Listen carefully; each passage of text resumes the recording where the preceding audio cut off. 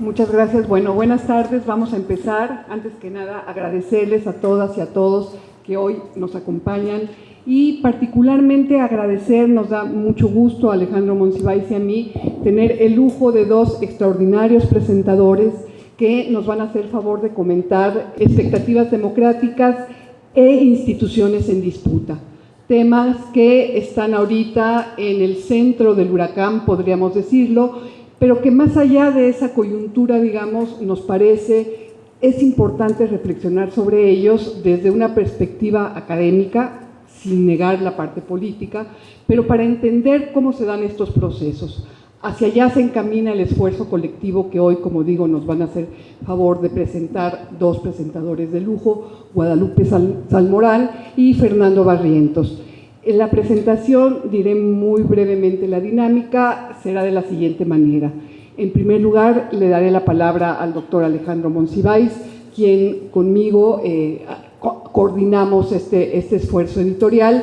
El doctor Monsiváis es profesor investigador del Colegio de la Frontera Norte, politólogo interesado en los temas de la democracia y con una fuerte bagaje, diría yo, de teoría política. Entonces, sin más, le daría primero a él la palabra, después a Guadalupe Salmoral y finalmente a Fernando Barrientos.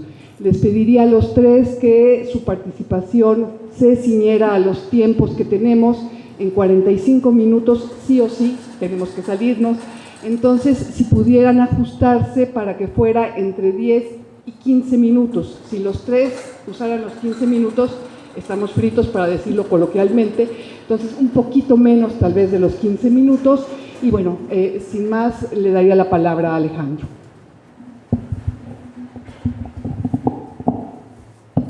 Bueno, sí. Buenas tardes a todas y todos. Muchísimas gracias por estar aquí, por el tiempo dedicado a trasladarse hasta acá. A Diana Guillén, muchas gracias por la introducción. Voy a hacer una reseña general del volumen, expectativas democráticas e instituciones en disputa. Este es uno de esos productos que se gestaron también durante la pandemia de COVID. Digamos, muchos de los que colaboramos en este volumen nos conocimos primero a través de los enlaces virtuales y poco a poco nos hemos estado conociendo de manera personal, presencial. Este es un volumen que forma parte de una cadenita que ya acumula una buena cantidad. Empezamos con un libro sobre representación, sobre las transformaciones de la representación política, seguimos con otro sobre la legitimidad democrática. En otros dos momentos, en colaboración con otro colega, con Héctor Tejera, también seguimos analizando el desarrollo de la democracia mexicana. Y para esta obra en particular nos planteamos el reto, el desafío de reflexionar acerca de las preocupaciones que teníamos concretas, inminentes, acerca de la realidad en la que vivimos, pero tratando de desconectarnos de un plano más coyuntural y más bien acercarnos a tratar de aportar un enfoque más general sobre la teoría de las instituciones políticas y el funcionamiento de estas. En ese sentido, esta es una obra que pretende, en principio, mostrar lo difícil que es no solo generar reglas, generar instituciones formales, leyes, sino hacer que esas reglas formales traduzcan las motivaciones genuinas del beneficio colectivo. Es decir, por lo regular, en la sociedad tenemos problemáticas, demandas, agravios, y pensamos que para resolverlos necesitamos políticas, programas, instituciones, organizaciones, etcétera, etcétera. Necesitamos, digamos, institucionalizar las respuestas a estas problemáticas.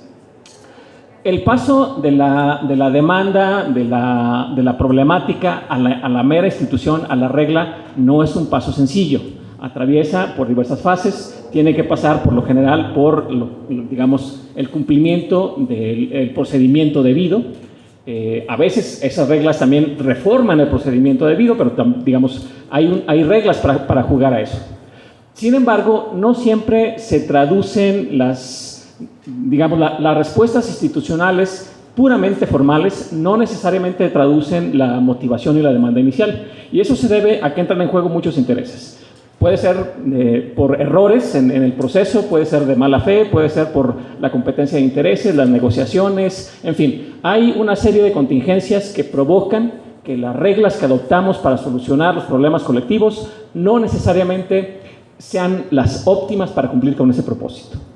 Pero no solamente tenemos ese problema, tenemos el problema de que hacer vigentes las reglas, hacerlas válidas, también es todo un desafío que requiere un aprendizaje colectivo sostenido y de mediano y de largo plazo. Sabemos que las reglas no se aplican tal como están establecidas, pero eso tiene muchas formas de expresarse. En algunas ocasiones se debe a que quienes implementan las reglas, a quienes son las autoridades responsables de hacerlas valer, no tienen interés en hacerlo. A veces pueden tener interés, pero no tienen los recursos ni los medios, no cuentan con la gente capacitada, no cuentan con el personal, no tienen idea de cómo hacerlo, en fin.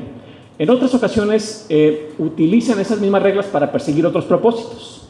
Y bueno, eso también depende, el funcionamiento de eso depende mucho de la dinámica social que está detrás de la operación y la implementación de estos procesos. Entonces, como pueden ver, conforme uno se adentra en el estudio o en examinar cómo una buena intención se traduce en una institución y esa institución se traduce en un resultado colectivo, pues el proceso está sujeto a muchos imprevistos y a errores y que a fin de cuentas requieren un proceso colectivo de aprendizaje. Todo esto tiene que ver con la construcción de la democracia. Nuestras democracias son imperfectas, cada vez son más imperfectas, a pesar de los muchos esfuerzos que se han hecho para apuntalarlas en un sentido contrario. Y nos vimos premiados, tuvimos la fortuna de contar con una serie de autores y autoras sumamente destacadas y destacados que hicieron análisis muy rigurosos, muy interesantes. En algunas cosas estábamos de acuerdo, inclusive Diana y yo en algunas cosas estamos muy de acuerdo, en otras no estamos tan de acuerdo. Pero bueno, eso es parte también de lo que se traduce en obras colectivas y en instituciones que se ponen a funcionar.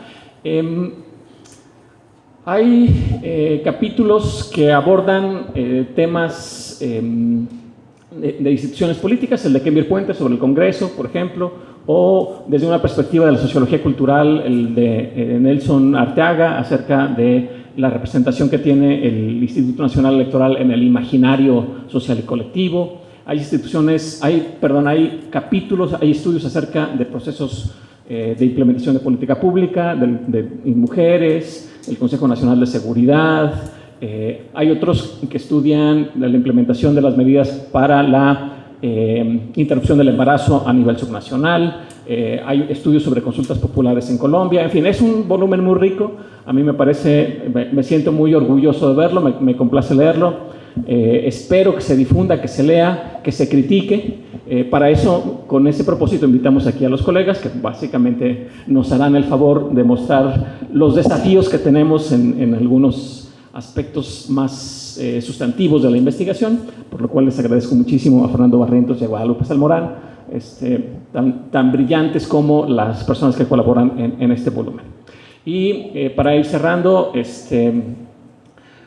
al concluir este volumen, al lanzarlo al público, nos dimos cuenta que era también necesario estudiar el proceso inverso, de qué manera las reglas que persiguen bienes colectivos deseables, democracia, justicia, equidad, inclusión, pueden ser también objeto de retrocesos y de manipulación, de tergiversación en determinadas circunstancias. Un poco primero pensábamos que íbamos a desentrañar cómo lo difícil que es implementar buenas políticas, buenas instituciones, pero ahora estamos estudiando también cómo son desmontadas esas instituciones. Concluyo agradeciendo nuevamente a las y los autores, concluyo agradeciendo al Instituto Mora por la edición de este volumen. Siempre, a mi manera de ver, las obras editoriales del Mora son de gran calidad. Y bueno, también agradecer a Cindy Navarrete su apoyo en este proceso, que agilizó muchísimas cosas y facilitó enormemente el proceso editorial. Esto es todo por ahora. Muchísimas gracias. Gracias, Alejandro. Bueno, y sin más, porque justo no se trata de que yo haga uso de la palabra, sino más bien de escuchar, como dice Alejandro, lo que son los desafíos de esta propuesta que estamos presentando en sociedad, en el sentido estricto del término. Entonces, nos encantará escuchar primero los comentarios que al respecto tiene Guadalupe Salmorán. Ella es investigadora del Instituto de Investigaciones Jurídicas de la UNAM, y entiendo que tiene una como doble cachucha que está mezclada, digamos, o sea, no es que esté una y la otra, sino que se entremezclan. Por un lado, su formación en el derecho como abogada, y por el otro lado, también una fuerte impronta de la ciencia política por el lado de la teoría política, ¿no?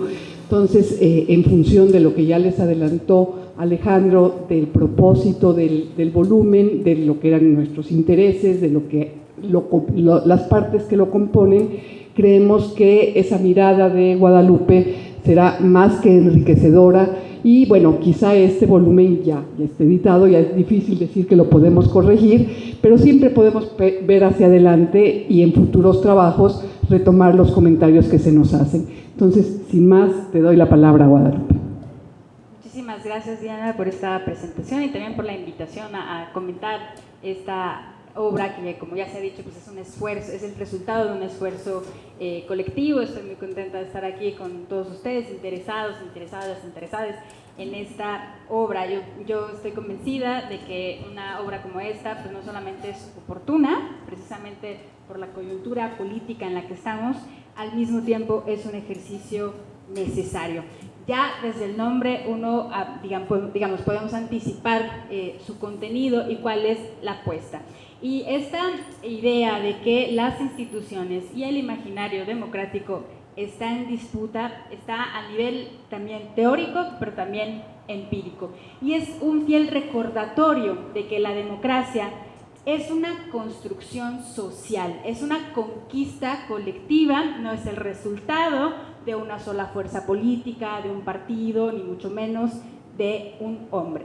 Es el resultado de un proceso que se ha construido, estas reglas, estas instituciones y los presupuestos sobre los que se basa, a partir precisamente de un ejercicio reflexivo en el que pues, han participado también la ciudadanía. La democracia, déjenme decirlo así, pues es el resultado, es una institución, resultado de y para la ciudadanía. Lo que es muy interesante, que a pesar de la heterogeneidad de los temas que se abordan, pues hay una premisa y una preocupación pues compartidas. La premisa ya la dijo Alejandro, ¿no? Que las instituciones, las reglas de la democracia no están ahí dadas, digamos, desde lo alto, ni podemos darlas por hecho, ¿no? La aplicación de las normas, de las instituciones y los presupuestos que se basan, pues terminan siendo condicionados en su implementación y en su adaptación a la realidad por los intereses que hay en juego. Y no nada más de los intereses de la clase política, los gobernantes, los poderes públicos, sino también los intereses en juego de la ciudadanía. Yo creo que este es uno de los ejes conductores de todos, o que tienen en común todas las participaciones que hay en esta obra. Una de las autoras, precisamente Ana Carolina Gómez, nos decía, ¿no? O sea, ok, nosotros hemos en México intentado traducir esas reglas, instituciones democráticas en leyes, pero recordemos que los mismos textos legales son campos de batalla en sí mismos. Les decía yo que pues otra de las preocupaciones precisamente, o de las motivaciones que explican este libro, es preguntarse, bueno, una vez que ya hemos impulsado o ya se han impulsado a nivel nacional, pero también a nivel local, distintas innovaciones democráticas o que son presentadas como tales, pues cuáles son los obstáculos que hay en la implementación de estas. Y los autores justamente abren con esta preocupación, les decía, de, bueno, ¿qué pasa? O sea, en las últimas 2 décadas, más o menos, o sea, lo que va de este siglo, se han impulsado en México, pero también en otras regiones de América Latina, distintas instituciones que han intentado o que buscan promover la participación ciudadana, ¿no? Pero al mismo tiempo, los informes sobre el estado de salud de las democracias en nuestra región nos advierten sobre distintas erosiones democráticas. Entonces, ¿cómo? O sea, al mismo tiempo que se han promovido distintas reformas, se han introducido, por ejemplo, mecanismos de participación ciudadana, ¿cómo es posible que ahora, digamos que nuestras democracias, como lo decimos en México, están en riesgo, ¿no? Y entonces los autores dicen, es como si pugnar o impulsar por lo popular fuese ajeno al imaginario democrático. Pero al mismo tiempo, pues todo depende de qué se entienda por participación ciudadana. Y hay unos textos que dicen, fíjense, cómo a pesar, por ejemplo, en Colombia, que se han introducido las consultas populares como una conquista precisamente ciudadana, al momento de que esa disputa sobre su significado se lleva a la clase política, pareciera que participación ciudadana es igual a darle información a la población y ya está, ¿no? Cuando en realidad la intervención que tenemos la ciudadanía en contextos democráticos va desde, pues sí, votar, ¿no? Elegir a nuestros representantes, pero también participar de la liberación pública que antecede a las decisiones que se toman en las esferas, por ejemplo, del Congreso, los congresos locales, pero también una injerencia por el control de la gestión de los asuntos públicos, ¿no? Y una de las cosas que yo, agradezco de este ejercicio es que no se queda simplemente en la reflexión de lo macro, ¿no? Generalmente cuando pensamos en el estado de salud de la democracia, pensamos inmediatamente en instituciones como, el Congreso de la Unión, y hay un texto sobre eso, o el INE, por ejemplo, pero no volteamos a ver lo que sucede en lo local, ¿no? Y entonces este ejercicio precisamente muestra las distintas aristas. Hay una preocupación no solamente por entender el significado de la democracia, algunos elementos desde lo barrial, ¿no? El barrio, ¿no? las colonias, sino también de lo que sucede en las entidades federativas, ¿no? Entonces hay un ejercicio, por ejemplo, está las participaciones que ya anunciaba Alejandro sobre la consulta popular a nivel nacional en México y en Colombia, ¿no? Ofreciéndonos, pues, diagnósticos contrastantes, mientras en México pareciera, ¿no? A partir de cómo se ha utilizado este mecanismo y a partir de las reglas que la misma clase política ha concertado, pues que sirve como un mecanismo más en beneficio de los poderes públicos que no para la ciudadanía, ¿cierto? Pero si uno voltea a ver esa misma figura en Colombia, pues vemos que cuando la ciudadanía es capaz de apropiarse de esos mecanismos, pues los resultados son bien distintos. Pero no nada más, ¿no? También hay otro texto que precisamente hace un estudio más pensando en, bueno, ¿y qué pasó con nuestra Constitución que se dio en la Ciudad de México en 2017, ¿no? Una de las apuestas pues fue también ampliar los canales de participación ciudadana, pero pues al mismo tiempo que ha sucedido con esas figuras a nivel nacional en Colombia y en México, pues en realidad se ha tenido que enfrentar con las resistencias de la clase política. Y algo que, les invito de veras a leer el libro, porque de repente las concepciones o las narrativas tradicionales que existen en la literatura sobre nuestra democracia está en riesgo, parten de asunciones como esta. Es que todo iba bien hasta que un líder carismático y personalista se hizo de una amplia mayoría en el Congreso y entonces eso vino a desequilibrar precisamente los contrapesos institucionales. Pero en realidad, si uno hace un análisis como los autores hacen en este ejercicio de las distintas instituciones que participan no solamente de la democracia, sino de la gobernanza democrática en general, pues vemos que en realidad también otras instituciones, empezando por la del Congreso, pues tienen una responsabilidad política importante, ¿no? O sea, Ken Birkwen en uno de los primeros capítulos nos dice, pues en realidad eso también es responsabilidad pues de todos los partidos políticos y de todos los colores representados en el Congreso. El Congreso ha claudicado prácticamente a su deber de control y de contrapeso hacia el Ejecutivo, por ejemplo, ¿no? Y ya, te juro que cierro, que ya me emocioné, que me encanta al mismo tiempo una de las apuestas que está en este libro, que la democracia, al menos en su sentido pleno, no es posible sin la garantía de la igualdad de género. Sin la igualdad de género y una vida libre de violencia, solamente podemos hablar de democracias deficitarias. Y entonces hay dos artículos que precisamente pues reflexionan sobre la violencia de género y las instituciones que se han intentado crear para atender a este problema, que es un problema estructural de la sociedad mexicana, y también pues otro texto que precisamente reflexiona sobre pues cuáles son los desafíos, los obstáculos, pero también la capacidad de agencia política de la ciudadanía en las reglas vinculadas con la interrupción legal del embarazo.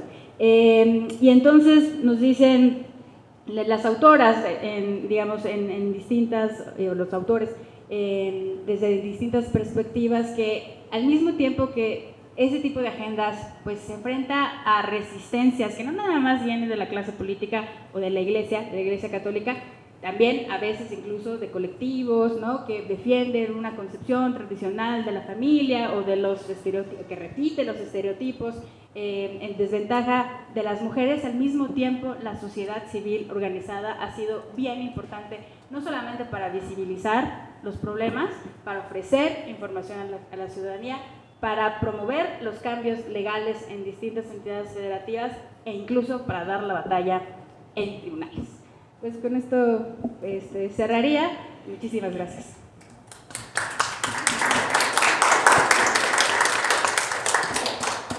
Muchas gracias a Guadalupe, y con la pura mirada, ni siquiera tuve que decir nada. No, la verdad es que no te estabas pasando del tiempo, pero agradezco el esfuerzo de ceñirnos a esta limitante que nos pone desgraciadamente el tiempo, ¿no? Finalmente creo que es una lectura muy generosa de nuestro trabajo, generosa e incisiva a la vez, en la medida en la que logra sintetizar lo que son la esencia de los distintos capítulos, ¿no? Entonces, muchísimas gracias, Guadalupe. Nuestro siguiente presentador es Fernando Barrientos. Él es profesor investigador de tiempo completo en la Universidad de Guanajuato, así que el agradecimiento va por partida triple, diría yo, porque se dio la vuelta hasta acá para acompañarnos el día de hoy. Entonces, mil gracias de veras, Fernando. Y también en su caso, la mirada es muy enriquecedora porque es experto en política comparada y en teoría política, ¿no? Entonces, la verdad es que creo que esa lectura, esos ojos para cada uno de los capítulos va a ser de lo más enriquecedor. Te doy la palabra, Fernando. Muchas gracias. Bueno, primero agradecerles a Diana y a Alejandro Monsiváis la invitación a presentar el libro Expectativas democráticas e instituciones en disputa. Uno más entre tantos, ¿no? Yo creo que, Alejandro es muy workaholic, entonces me ha tocado evaluar otros textos en Mora y varios son de él, les digo. Está contribuyendo mucho a las ciencias sociales. Este texto me voy a permitir presentar mi intervención en 3 puntos. Bueno, ¿qué trata el libro? ¿Qué preguntas nos plantea? Y me voy a centrar en 2 capítulos en específico. En efecto, como ya decía Alejandro y también Diana en cierto momento, y ahora Guadalupe nos hacía esta reseña, creo yo que la pregunta central o el tema central es qué efectos tiene, qué efectos no previstos, no deseados, no calculados, tienen los diseños institucionales. Este tema, que yo así lo identifico, se desarrolla en 10 capítulos, además de una introducción muy densa, muy buena, que aprendí mucho.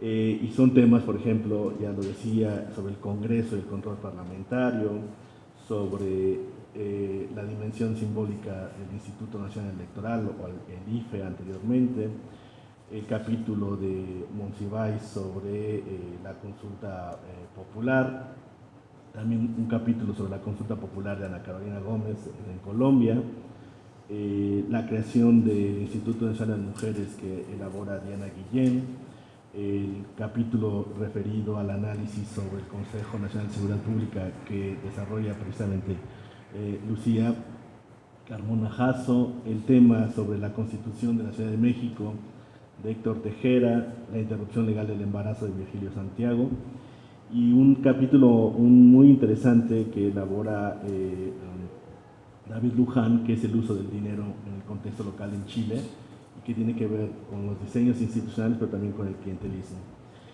El objetivo del libro, pues como lo dicen los coordinadores, es analizar la forma en que el cambio institucional pro-democrático produce transformaciones que condensan la lucha permanente entre intereses y voluntades, no necesariamente encaminadas en una misma dirección. Y esto es muy importante. Es decir, que no todos los procesos de cambio político se traducen en innovaciones democráticas, sino que también pueden ir en sentido contrario, y esto es probablemente lo que estamos viendo ahora. ¿Quién diría que precisamente la democracia llevada de manera intensa también vaya en su detrimento, ¿no? Es decir, en esa traducción literal que se hace del término de democracia, el gobierno del pueblo, que hay líderes que lo utilizan así, para azuzar al pueblo en contra de sus derechos, pues es paradójico, ¿no? Como que el pueblo poniéndose la soga a sí mismo.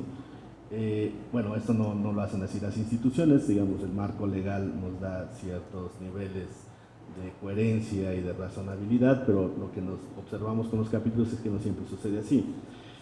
Entonces, por eso los coordinadores señalan en su introducción, dice que la propuesta es que no hay que equiparar en automático los casos de reforma institucional con los casos de avance democrático, y que adoptar esquemas participativos o deliberativos en la gestión pública tampoco necesariamente se traducen en mayor participación ni en una mejora de la calidad de la deliberación. Esa es una especie como de un balde de agua fría, porque en México, quizá aquí Guadalupe coincida conmigo, quizá no, tenemos este fetiche constitucional, ¿no? Y que lo estamos viendo ahora con nuestro actual presidente. Creemos que si reformamos la ley, creemos que si metemos las cosas en la Constitución, las cosas van a cambiar, ¿no? Y entonces parece ser que el fin último de todo gobernante es modificar la Constitución, porque de ahí van a cambiar las cosas. Yo les digo a los estudiantes de Derecho que parece ser que los diputados, bueno, los de Ciencia Política también, que los diputados cuando llegan al cargo lo primero que hacen es como tomar el Código Penal y decir, vamos a ver qué delito falta, ¿no? O sea, porque su lógica es pasar a la historia como yo metí el delito tal, ¿no? Entonces ahora existen delitos por todo, ¿no? O sea, hasta por ver fea a la gente, no vaya a ser que algo los haga sensibles, digo, más allá del contexto cultural que ahora tenemos, ¿no? De lo políticamente correcto, que es absolutamente espantoso, ¿no? Pero bueno, esto ya es otra historia. Pero eso también se lleva a las instituciones. Cuando los prejuicios también se llevan a nivel institucional, yo creo que es peor. Y bueno, entonces, porque entonces ya se convierten en nuevos paradigmas o nuevas lógicas de observación, ¿no? Bueno, entonces, la pregunta o las preguntas que van surgiendo de la lectura de estos capítulos es si todo cambio institucional promueve o mejora la democracia, o en qué medida los cambios institucionales no lo hacen. Y también hay que ser un poco, no sé, condescendientes. En realidad, yo creo que alguna vez lo dijo algún presidente, no recuerdo quién, creo que fue Peña Nieto, y no porque, nada más lo estoy diciendo, es que en serio que muchos de los cambios que se proponen no se piensan con una intención negativa, con tal de dañar a la gente. probablemente grandes cambios se proponen con alguna intencionalidad, probablemente política, pero no necesariamente negativa. Lo que no nos damos cuenta es que muchas de esas propuestas y esos cambios institucionales muchas veces sobrepasan las expectativas y en lugar de generar cuestiones positivas, pues van en contrasentido, ¿no? Entonces, en ese sentido, todos los capítulos van en ese aspecto. Me voy a centrar solamente en dos para no pasarme del tiempo. Todavía tengo 3 minutos, 4. El capítulo de Nelson Arteaga Botello es interesante porque él habla sobre el Instituto Nacional Electoral, en la anterior IFE y las otras, ¿no? Y lo que es cierto, digo, él introduce un término que yo nunca había escuchado, probablemente porque el autor no está traducido al español, pero él le llama la ley de hierro de la democracia, ¿no?, de Udler, que en realidad no es un tema nuevo. Bobbio y Sartori ya lo habían dicho, ¿no?, en el sentido de que hay una tensión. La democracia no puede desvincularse de aquello de lo que queremos que sea, de aquello de lo que es, ¿no? Entonces siempre va a haber una satisfacción con lo que es la democracia. Y lo que dice Nelson Arteaga Botello es que nosotros, los mexicanos, las mexicanas, hemos trasladado nuestros deseos, nuestros miedos, todo lo que queramos a esa institución que se llama IFE, ahora INE, y creemos que la democracia camina de mano de esa institución, ¿no? No quiero ser crítico con la marcha que se hizo este domingo pasado, pero es la misma historia, ¿no? Hay que defender las instituciones, ¿no? Y entonces hemos creado un fetiche democrático, ¿no? Si el INE cae, cae la democracia. Que también nos hace falta ver a otros lados, ¿no? Hay países donde no existen estos INEs y demás, pero es cierto que en nuestra democracia ahí está el ancla. Si el problema era que el partido que gobernaba utilizaba las reglas para mantenerse en el poder, entonces había que quitarle las instituciones y las reglas, y entonces a partir de ahí avanzar hacia la democracia. Y así ha funcionado. Hasta ese punto las cosas van bien, pero cuando hemos sobrecargado simbólicamente a esta institución, pues también nos damos cuenta que quizá no era necesario ir más adelante, ¿no? Solamente en este país, a veces lo digo en otros contextos, se nos ha ocurrido tener, por ejemplo, doctorados en Derecho Electoral. Por Dios, o sea, una cosa, en países como Alemania la legislación electoral son 40 hojas, y Alemania tiene 60 años siendo una democracia. Cuando vino la unificación alemana no cambiaron la ley electoral, ni Alemania del Este dijo, no, ahora como vamos a ser nuevos integrantes de Alemania, vamos a cambiar la ley electoral para que nos integren. No, la misma ley electoral, 40 hojas es suficiente para mantener una democracia de 70 años. No digo que sea perfecta, simplemente funciona. En cambio nosotros tenemos kilos y kilos de legislación electoral que evidentemente necesitamos generar especialistas que nos traduzcan más o menos en lenguaje cristiano, a ver qué quisieron decir los legisladores que son los, ¿no? Entonces, lo que dice Nelson Arteaga, tenemos este problema, ¿no? Y ahí tenemos hay que leerlo con cuidado. Y el último, ya con eso voy terminando, el capítulo que escribe Alejandro Monsiváis sobre la consulta popular, también él dice, bueno, este es un capítulo que nos muestra que la incorporación de los mecanismos de democracia directa, en específico el tema de la consulta popular, son instituciones débiles. Él utiliza un marco teórico, y ahí va una crítica, con la intención evidentemente respetuosa. No es respetuosa, porque cuando una gente dice voy a hacer una crítica respetuosa es que no van a ser respetuosos. No, lo digo de colegas. No, que creo yo, está muy bien el marco teórico, pero yo creo que más que ver el principio y el fin, hay que ver el procedimiento, cómo se incorpora. El profesor Monsiváis se centra en analizar el mecanismo de la consulta popular, y hay otros mecanismos de democracia directa, ¿no? Como el referéndum, la iniciativa legislativa, incluso no lo pondría ahí, pero puede caber en esas intenciones de ampliar la democracia, el de las candidaturas independientes y otras más. ¿Cuál es el problema de estos mecanismos de incorporación de democracia directa en el contexto mexicano y no solamente? Que muchas veces son activados desde arriba, ¿no? Pensados para empoderar a la ciudadanía, y en realidad no empodera nada. O los hacen, y esa es la parte que creo yo que hay que profundizar, no es una crítica, es una recomendación, sino los mecanismos, cómo lo hacen tan engorroso operacionalizar o poner en marcha estos mecanismos. Pensemos, por ejemplo, las candidaturas independientes cuando se proponen, ¿no? Si no me recuerdo, fue en el 2012, 2013. Y entonces o antes. Entonces todo el mundo decía que esto iba a llegar a modificar el sistema de partidos y que la gente finalmente, si no tenía alguna afiliación partidista, iba a poder proponerse y la gente votar por él. Y resulta que le pusieron más requisitos que para crear un partido político, ¿no? Entonces, no es que el mecanismo sea malo en sí, sino todo lo que hay detrás, quiénes lo proponen, cómo lo votan. En este sentido, y con esto termino, todos los capítulos que están ahí planteados nos permiten precisamente cuestionarnos hasta qué punto los cambios institucionales que están pensados para mejorar la democracia tienen efectos adversos y que en lugar de mejorarla, pues la deterioran. Y ese es el gran dilema en el cual estamos ahora y sobre el cual debemos seguir reflexionando y participando sobre todo, ¿no? Porque al final de cuentas las democracias son cosas de todos y de todas. Muchas gracias.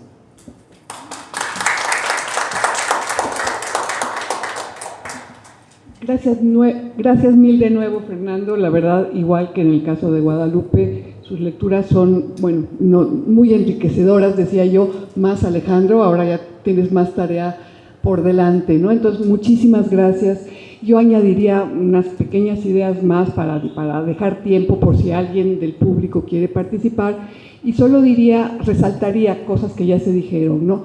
El punto de partida de Alejandro y mío de pensar a las instituciones, pero desde la parte sociopolítica, es decir, las instituciones no son esos armatostes con los que generalmente asociamos la idea de institucionalidad.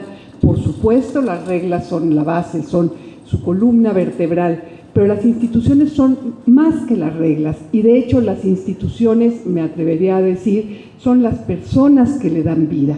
O sea, finalmente, para que una institución cumpla la función por la cual fue diseñada, ya lo dijeron, los diseños, veo difícil que se pensara en un diseño maquiavélico, pero digamos, estos que van por el lado de la democracia, no parecería que iban en ese sentido. Y sin embargo, ¿qué es lo que hace que no se llegue a esa meta a la que aspira el diseño? Bueno, finalmente las instituciones somos nosotros, somos nosotras, ¿no? Entonces, si una institución no funciona, puede haber distintas razones, pero entre otras, y ahí sí es como un llamado desde aquí, para que asumamos que una institución cumpla su objetivo, también es en parte responsabilidad de la ciudadanía. No es solo de quienes están al frente de esas instituciones o de quienes las diseñaron, somos todas y todos los que le damos sentido, para que no sea un cascarón de huevo vacío, para que realmente tengan contenido las instituciones, tenemos que estar nosotros ahí, en ellas, ¿no? Y aquí lo dejo, y no sé si alguien del público quisiera comentar algo, preguntar algo. Adelante, por favor. Bueno, la exposición está muy expresada, obviamente hay que leer el libro, porque nos dicen todo, pero tampoco nos dicen nada. Al final de cuentas, allá en la colonia, en el barrio, va a haber algún lugar donde votar y donde uno, al final de cuentas, va a decir, creo que sí, creo que no. Entonces, yo creo que de todos modos tener información, aunque sea mucha, es bueno para todos y cada uno. Sí, muchas gracias, y aprovecho para comentarles que el libro está en línea y es de acceso libre, o sea, me van a colgar aquí mis colegas del instituto porque estoy desincentivando las ventas, ¿verdad? Pero la verdad es que nuestro interés, y del instituto también, por eso es que lo pone en acceso libre, es que este material se conozca, como bien dice usted, ¿no? O sea, en 45 minutos sería muy, muy difícil entrar en los detalles, y en efecto, habría que leer, si no todos los capítulos, aquellos que pudieran ser de interés para cada quien. Entonces, aprovecho para hacer el comercial y decirles que está en acceso libre. Si entran a la página del instituto, es relativamente fácil encontrarlo, y bueno, lo pueden bajar sin costo alguno. Entonces, es la invitación también para que para que lo conozcan y bueno, para que sigamos dialogando, o sea, sobre estos temas nunca hay una última palabra, ¿no? La democracia está en disputa, las instituciones están en disputa y bueno, hay distintas posturas al respecto, también lo tenemos claro, ¿no? Decía Alejandro al inicio, lo reitero yo ahora, no todas y todos los autores de los capítulos coincidimos en todo y no tiene por qué ser así. Finalmente, ¿no? Y es una obra académica donde no hay ninguna obra neutral, todos tenemos posicionamientos políticos, pero no es eso lo que está atrás. Entonces, imagínense ustedes cuando estos conceptos además están todavía más cargados de esa intencionalidad política, ¿no? Entonces, las definiciones de democracia, no puedo decir que son infinitas porque no lo son, pero son múltiples y a veces contrastantes. Y en el caso de las instituciones, ahí sí creo que hay visiones como más, diría yo, encuadradas, digamos, es lo que predomina, y creo yo que nos falta todavía, tenemos retos, por eso decía Alejandro de nuestra saga, e intentaremos seguir con la saga, porque sí, el tema de las instituciones creemos es fundamental, ¿no? Entonces, pues sí, la invitación a que lean este libro, a que lo consulten por la vía gratuita, como les digo, y bueno, tendríamos 5 minutos. Yo dejaría nada más agradeciendo al Instituto, el Instituto Mora es mi institución, le agradezco mucho a mi institución el que nos haya dado la posibilidad de difundir estos resultados de una reflexión colectiva que fue muy rica. Agradezco también a quienes hicieron posible que hoy nos reuniéramos aquí, a quienes nos dieron la oportunidad de conversar con ustedes, en fin, de nuevo a nuestros presentadores de lujo, la verdad que sí, que es un lujo. Dos de los autores, una autora y un autor de los capítulos están aquí presentes, Carmina, David, muchas gracias. Y bueno, gracias a ustedes, ojalá de veras lean este volumen y pues nos estaremos viendo próximamente con el siguiente volumen de la saga. Yo aquí lo dejaría, no sé si alguien de ustedes quisiera agregar algo. ¿No? No, bueno, nada más estar pendientes del profesor Alejandro, no lo va a decir aquí, pero sí ha tenido una preocupación importante por esta tensión que existe en los diseños democráticos y la erosión de la democracia. Entonces, haciendo caso a lo que dice la profesora Diana Guillén, esperar la siguiente obra, porque yo creo que va a ser una buena continuación de este debate que al final de cuentas nos debe llevar o nos debe ayudar a comprender mejor nuestra democracia, que siempre está en proceso de construcción, y evidentemente entender que la democracia no es un fin, siempre es un medio. O sea, nunca vamos a ser totalmente democráticos, siempre queremos ser democráticos, y eso es lo importante. Muchas gracias por la precisión y bueno, muchas gracias y aquí lo dejaríamos. Gracias.